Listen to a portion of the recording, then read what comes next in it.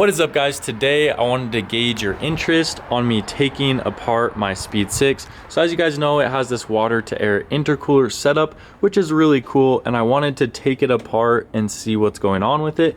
But if I do end up taking it apart, I wanted to switch the water to air intercooler over to my Speed 3 because I feel like it will actually work better on the Speed 3 the way I have it set up. Also, a front mount intercooler would be totally fine on this thing and maybe even more beneficial for such a big turbo. So I wanted to gauge your guys' interest. Would you rather see me try to drive this car a little bit more and get some driving clips, or do you guys want to know what's going on with this water to air intercooler? So I could take this thing apart and just start like moving some parts around, see what's going on with it, and then maybe put the water to air intercooler on my Speed 3, and then we'll get a new front mount for this.